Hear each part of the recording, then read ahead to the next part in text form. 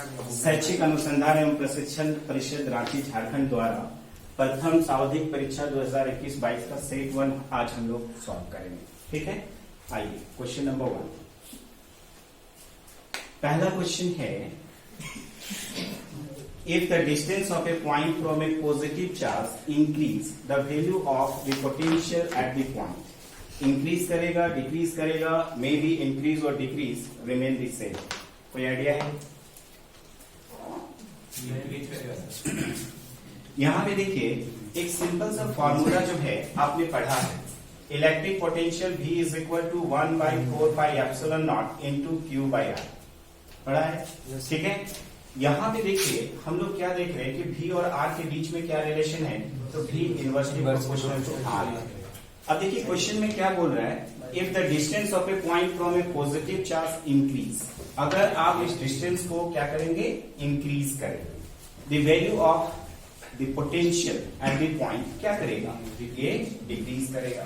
तो पहला का आंसर जो है वो क्या होगा, यहां पर डिक्रीज हो जाएगा। ठीक है, if the distance of a point from a positive charge increase, the value of the potential at the point decrease। next question आता है। second one question क्या है, यहां पे देखिए second one question में क्या है, ठीक से करिए।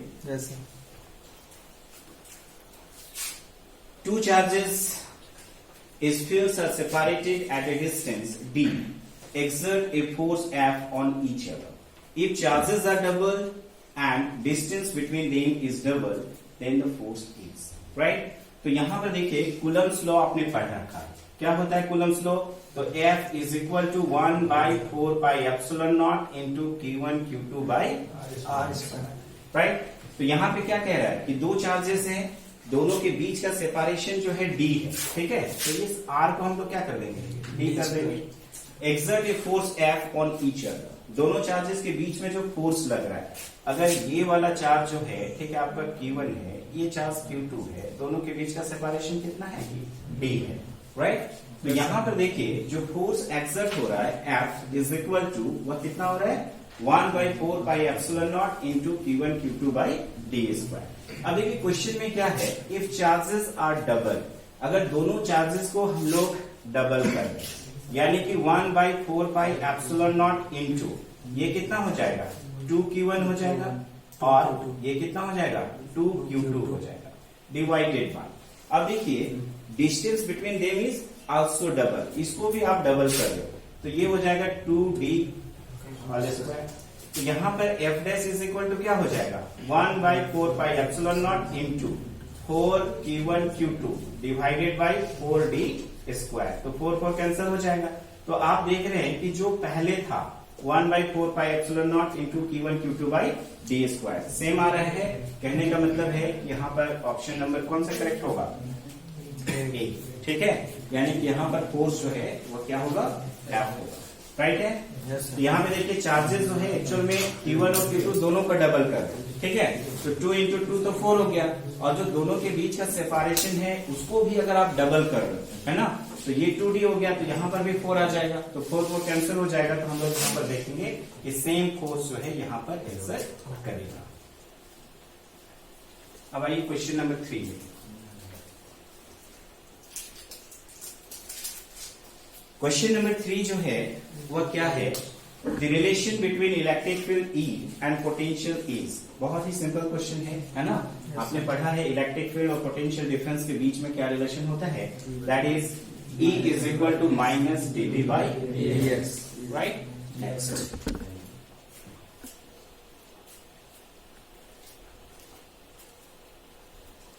यहां पे देखिए क्वेश्चन नंबर 4 जो है ये क्या है, A positively charged glass rod attract an object. The object must be, अगर एक पॉजिटिव चार्ज है दूसरे को अट्रैक्ट कर रहा है, दूसरे बॉडी को, तो दूसरा बॉडी क्या हो सकता है, नेगेटिवली चार्ज हो सकता है। लेकिन अगर एक न्यूट्रल बॉडी है तब भी वो उसको अट्रैक्ट कर सकता है। कैसे, आपने पढ़ा है इंड्यूस चार्जेस राइट। तो अगर एक पॉजिटिव चार्ज है, जैसे कि यहाँ पे हम लोग देख रहे हैं एक पॉजिटिवली चार्ज ग्लास रॉड है, अगर इस पॉजिटिवली चार्ज ग्लास रॉड को अगर हम लोग एक अनचार्ज बॉडी के सामने लेके जा रहे हैं, यानी कि न्यूट्रल बॉडी है, तो उसमें एक इंड्यूस चार्ज डेवलप करेगा, और वह जो इंड्यूस चार्ज डेवलप होता है वो अपोजिट काइंड का होता है। यानी कि ग्लास रॉड पॉजिटिव चार्ज है तो उस न्यूट्रल में क्या कर देगा, नेगेटिव चार्ज इंड्यूस करेगा, और नेगेटिव चार्ज होगा तो अट्रैक्ट करेगा। तो इस क्वेश्चन को आप ध्यान से देखिए, a positively charge glass rod attract an object, the object must be, negatively charge होगा तो अट्रैक्ट करेगा, अगर वो न्यूट्रल है तब भी उसमें opposite kind of charge develop करेगा, और फाइनली उसको अट्रैक्ट करेगा। तो आंसर होगा आइदर नेगेटिवली चार्ज और न्यूट्रल।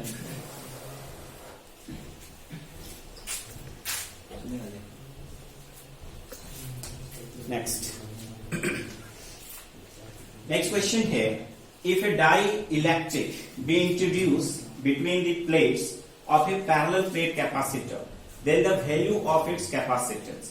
अगर हम लोग एक डाइलेक्ट्रिक मटेरियल को रखेंगे in between two parallel plate capacitor, तो उसकी कैपेसिटेंस इंक्रीज करेगी, डिक्रीज करेगी, रिमेन सेम और नॉन, क्या होगा? डिक्रीज करेगा सर, रिमेन सेम। क्या करेगा? इंक्रीज करेगा। कैसे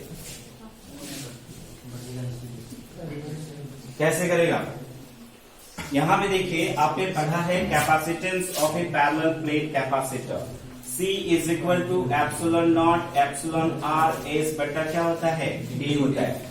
आप जानते हो एप्सिलॉन आर का वैल्यू जो है एयर और वैक्यूम के लिए कितना होता है, 1। अगर हम लोग एक डाइलेक्ट्रिक स्लैब को अगर रखते हैं, ठीक है, इसको रखेंगे डाइलेक्ट्रिक स्लैब को, तो ये जो एप्सिलॉन आर है, ठीक है, इसका वैल्यू क्या होगा, 1 से ज्यादा होगा, है ना।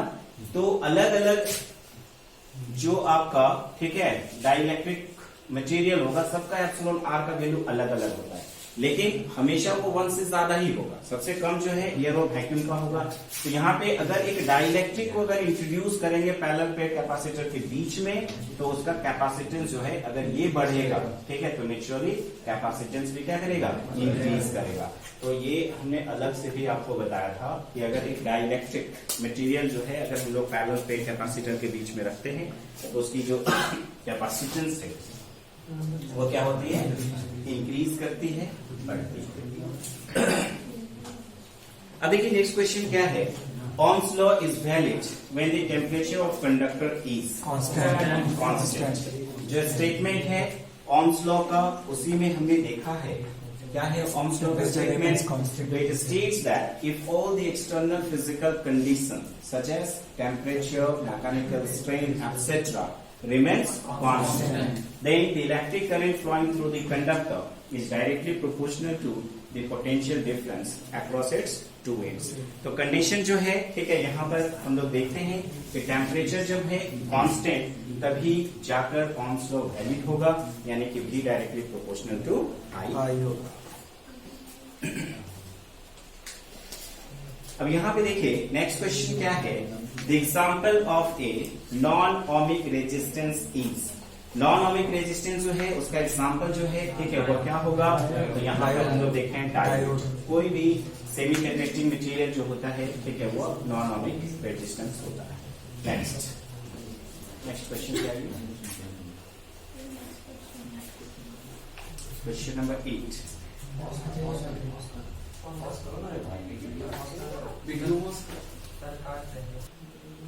देखिए क्वेश्चन नंबर 8 जो है वह क्या है, Kirchhoff's first and second laws for electrical circuits are consequences of. तो आपको जो है, ठीक है, बताया गया है कि अगर किरचॉफ्स फर्स्ट लॉ है, ठीक है, फर्स्ट लॉ क्या होता है, किसी को मालूम है? देखिए फर्स्ट लॉ जो है सिंपल हम लोग कहते हैं कि the algebraic sum of all the electric currents meeting at a point or a junction is equal to 0। यानी कि sigma I is equal to 0 होता है, और ये बेस्ड होता है किस पे, कंजर्वेशन ऑफ चार्ज, ठीक है। और दूसरा जो है उसमें हम लोग क्या देखते हैं, तो the algebraic sum of the product of electric current and resistance in a closed circuit is equal to total EMF on that part of the circuit। और ये जो सेकेंड लॉ है किरचॉफ्स का, जिसको हम लोग क्लोज सर्किट लॉ भी बोलते हैं, मेश लॉ बोलते हैं, या फिर लूप लॉ बोलते हैं, है ना, ये बेस्ड होता है किस पे, कंजर्वेशन ऑफ एनर्जी। राइट, और जो पहला है ठीक है ये बेस्ड होता है कंजर्वेशन ऑफ चार्ज। तो ऑप्शन में अगर आए तो Kirchhoff's first and second laws for electrical circuit are consequences of, आप देखिए ऑप्शन नंबर बी, ठीक है, conservation of electric charge and energy respectively. तो पहला जो है हम लोग देख रहे हैं कंजर्वेशन ऑफ इलेक्ट्रिकल चार्ज पे बेस्ड होता है, और जो दूसरा है वह एनर्जी पे बेस्ड होता है।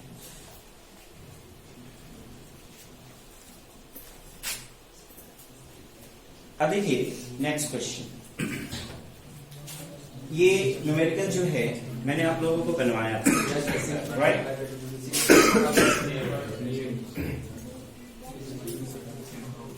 क्वेश्चन क्या है, the number of electrons for 1 coulomb of charge is, number of electrons जो है ये हम लोगों को निकालना है। तो कैसे निकालेंगे, कंजर्वेशन ऑफ चार्ज से, और कंजर्वेशन ऑफ चार्ज में हमने पढ़ा है कि Q इज इक्वल टू क्या होता है, N ही होता है। N का वैल्यू निकालना है ना, तो N इज इक्वल टू क्या हो जाएगा, Q बाई E। जहां तक सवाल है इलेक्ट्रॉन का चार्ज कितना होता है, 1.6 इंटू 10⁻⁹, ठीक है। यहाँ पर हम लिख दिए तो क्या सही है, इलेक्ट्रॉन का चार्ज होगा। यहाँ पर देखिए number of electron for 1 coulomb of charge, तो Q का वैल्यू कितना दिया गया है, 1, ठीक है। Q का वैल्यू कितना है, 1, और इलेक्ट्रॉनिक चार्ज जो है ये है हमारा 1.6 इंटू 10⁻⁹। तो हम लोगों को क्या करना होगा, 1/1.6 इंटू 10⁻⁹। तो यहाँ पर देखिए ये ऊपर चला जाएगा, 10 बाई क्या हो गया 60, यहाँ से 10 ले लीजिए, 100 ऊपर चला गया इंटू 10⁻80, ठीक है। ये कितना हो जाएगा, 6.25 इंटू 10⁻80। ऑप्शन नंबर क्या है, तो the number of electrons for 1 coulomb of charge जो है कितना हो जाएगा, 6.25 इंटू 10⁻80। तो ऑप्शन नंबर ए जो है इसका करेक्ट है।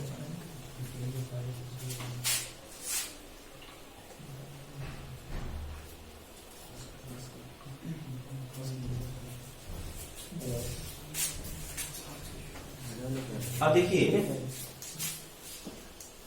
नेक्स्ट क्वेश्चन क्या है, ए charge Q is enclosed by a Gaussian spherical surface of radius r. If the radius is doubled, then the outward electric flux will be. तो electric flux जो है क्या होता है, गॉस थ्योरम से हम लोग पढ़े हैं कि electric flux phi E is equal to होता है Q बाई एप्सिलॉन नॉट, ठीक है। तो ये जो इलेक्ट्रिक फ्लक्स है गॉस लॉ के अकॉर्डिंग अगर हम लोग देखें तो वो सिर्फ और सिर्फ चार्ज पे डिपेंड कर रहा है, इंक्लोज चार्ज पे डिपेंड कर रहा है। और क्वेश्चन में क्या बोल रहा है कि charge Q is enclose by a Gaussian spherical surface of radius r। If radius is double, radius को आप डबल कर रहे हो, then outward electric flux will be. तो आउटवर्ड इलेक्ट्रिक फ्लक्स में कोई चेंजेस नहीं होगा। तो ऑप्शन नंबर सी जो है is the right one, that is remains unchanged. यहाँ पर चेंज नहीं होगा, ठीक है।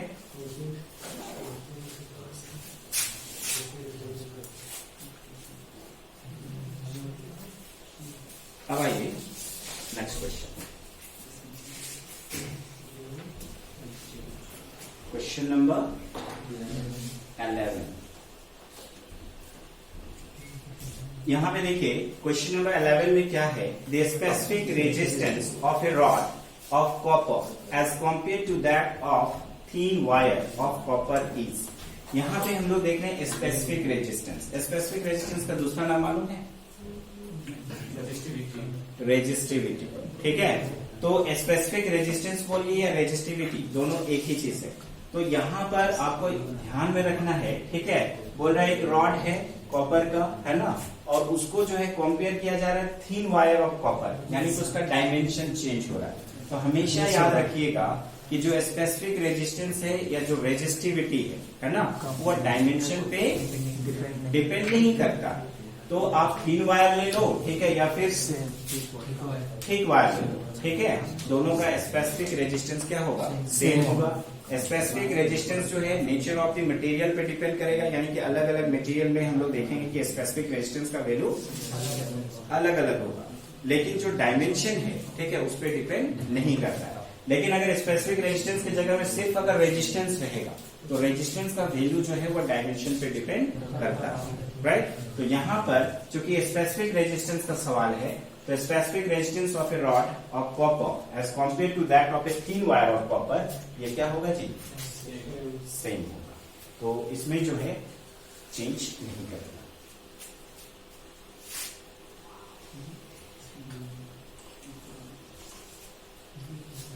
नेक्स्ट क्वेश्चन है the SI unit of electric flux is, electric flux का एसआई यूनिट जो है, ठीक है, वो क्या होगा। दो तरह का यूनिट जो है, ठीक है, ऐसा यूनिट मैंने बताया था आप लोगों को। Electric flux phi E is equal to क्या होता है, ई डॉट ds होता है। इलेक्ट्रिक फील्ड का ऐसा यूनिट क्या होता है, वोल्ट पर मीटर। तो यहाँ पर इसके लिए हम लोग लिखते हैं वोल्ट पर मीटर और सरफेस एरिया के लिए मीटर स्क्वायर। तो क्या हो जाएगा, वोल्ट मीटर हो जाएगा। तो ये ऑप्शन जो है वोल्ट मीटर यहाँ पर करेक्ट होगा। लेकिन समटाइम्स जो है ये वोल्ट मीटर नहीं दिया हुआ रहता, ठीक है। तो फिर क्या दिया हुआ रहता, इलेक्ट्रिक फील्ड को हम लोग न्यूटन पर कूलम से मेजर करते हैं और surface area metre square. Then that time क्या रहता correct answer, newton per coulomb metre square. यहाँ चूंकि वोल्ट मीटर दिया हुआ है, ठीक है, तो volt meter is the right.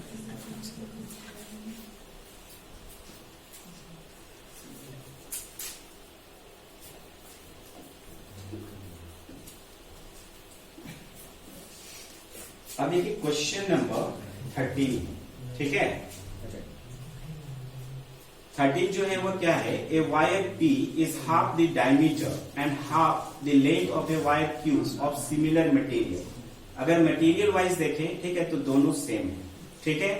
P का डायमीटर जो है वो Q के डायमीटर से आधा है और लेंथ जो है, ठीक है, वह भी आधा, ठीक है। तो रेशियो जो है हम लोगों को, जो रेजिस्टेंस है P और Q, इसका रेजिस्टेंस का रेशियो जो है ये हम लोगों को फाइंड आउट करना है, ठीक है। 2:1 कैसे, सी कैसे होगा 2:1, नहीं पता, खाली आंसर सही पता है, लेकिन वही है। सो 2:1 यहाँ पे देखिए एक्चुअल में R इज इक्वल टू क्या होता है, raw L by L, right. या फिर इसको हम लोग क्या लिख सकते हैं, R is equal to rho L बट्टा पाई R स्क्वायर। रेडियस जो है वह क्या होता है, डायमीटर का आधा होता है। तो यहाँ पर हम लोग ये कह सकते हैं रॉ L बट्टा, ठीक है, पाई D/2 का होल स्क्वायर। यानी कि ये हो गया रॉ L बट्टा पाई D स्क्वायर और ये ऊपर चला गया तो 4, ठीक है। तो 4 rho L divided by pi D square. अब यहाँ पे आते हैं, a wire P is half the diameter, ठीक है, उसका डायमीटर जो है वह क्या है, आधा है, एंड हाफ द लेंथ किसका, P का। तो यहाँ पर अगर हम लोग P बट्टा Q का वैल्यू जो है वो निकाल रहे हैं, है ना। तो यहाँ पर देखो 4 रॉ, ठीक है, और पाई, इसका कोई मतलब नहीं है, तो कांस्टेंट हो गया। तो L बट्टा D स्क्वायर वही हम लोगों को लिखना है। तो यहाँ पे बोला जा रहा है कि एक वायर जो P है उसका डायमीटर और लेंथ जो है दोनों हाफ है, किससे, Q से, है ना। तो यहाँ पर जो हम लोग P का ले रहे हैं, ठीक है, अगर उसका मान लेते हैं L और D ही है, ठीक है, तो इसका जो है वो क्या हो जाएगा, तो L बट्टा 2 हो जाएगा, है ना। और डिवाइडेड बाई हम लोग यहाँ पर लिख सकते हैं, ये हो गया P का L बट्टा 2 डिवाइडेड बाई D जो है उसको आधा कर रहे हैं, तो यहाँ पर D/2 का होल स्क्वायर। और यहाँ पर क्या लिखेंगे, L बट्टा D स्क्वायर।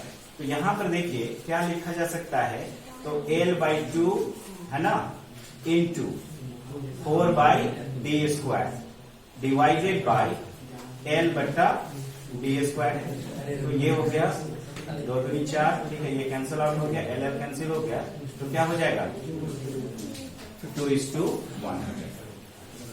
आगे बात समझ में। यहाँ पर देखिए, ठीक है, बोला ये जा रहा है कि जो P है उसका डायमीटर और लेंथ जो है वह दोनों क्या है, हाफ हाफ है। तो लेंथ जो है L/2 कर देंगे, ठीक है, डायमीटर भी D/2 का होल स्क्वायर हो जाएगा, और नीचे का मान लेते हैं कि L और D, ठीक है, यानी कि Q का लेंथ L है और डायमीटर D, तो L/D स्क्वायर हो जाएगा, ठीक है। इधर ध्यान दो, तो यहाँ पर देखिए L/2 इंटू, ठीक है, 4 बट्टा D स्क्वायर हो गया, नीचे L बट्टा D स्क्वायर, ठीक है।